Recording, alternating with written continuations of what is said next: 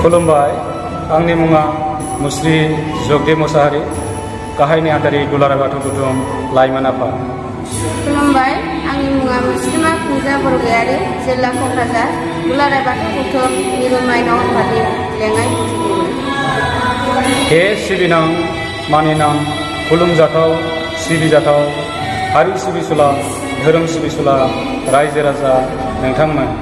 दिनै बे ससियेल मिडियानि गेजेरजों जोङो लाइमोन आफाद दुलाराय बाथौ गौथुम आरो माइनाव आफाद दुलाराय बाथौ गौथुम जथायै बेखौनो नोंथांमोनखौ खावलायहरो जे फैबाय थानाय गुबुन हारिमुआरिनि, गुबुन धोरोमारिनि दुर्गा फुजा, कालि फुजा, रासमेला फुजा आरो गोबां गुबुन धोरोमारिनि फुजा मेलाफोराव जाहाथे जोंनि रायजो राजाफोरा एरायनानै सोलिलाङो, जानगारनानै थायो आरो बै मेलाफोराव जौ जुवानि खेला हैनाय आरो गेलेहैनायफोरनिफ्राय जाहाथे जोंनि रायजो राजाफोरा एरायनानै सोलिलाङो, बेखौ जोङो दुलाराय बाथौ गौथुम लाइमोन आफाद आरो माइनाव आफादनिफ्राय जथायै गासै जोंनि रायजो राजाफोरनिसिम गुरैयै खावलायहरनाय जायो।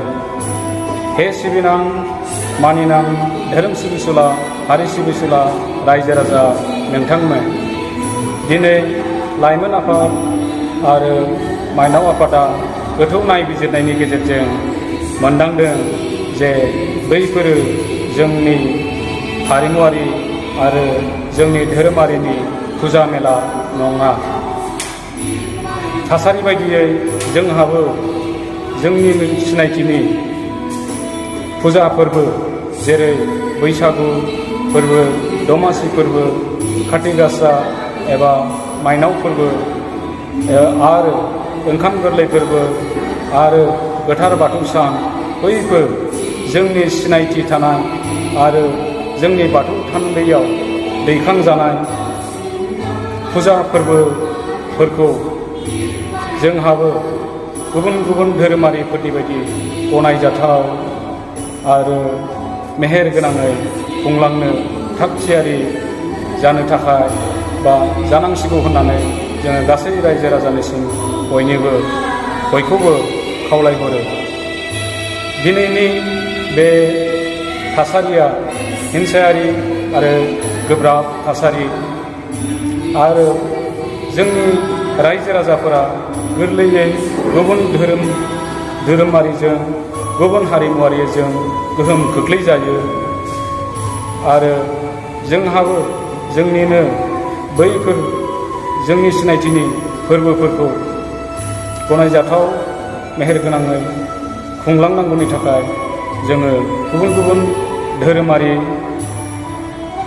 हारिमुआरि फुजाफोराव बाहागो लाफैनायनिफ्राय आनज्रायनानै थानांगौ।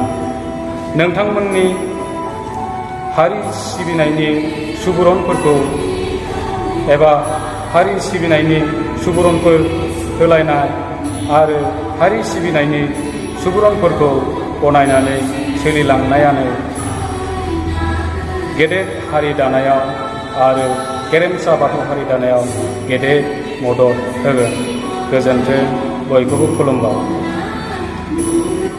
नोंथांमोननि हारि आरो धोरोम दालांनायाव थार सुबुरुन होलायनाय आरो थार सुबुरुनखौ गनायनानै सोलिलांनायानो गेरेमसा हारि आरो बाथौ धोरोमनि दालांनायाव गेदेर मदद जागोन। जय बोराइ बाथौनि, जय बोराइ बाथौनि, जय बोराइ बाथौनि।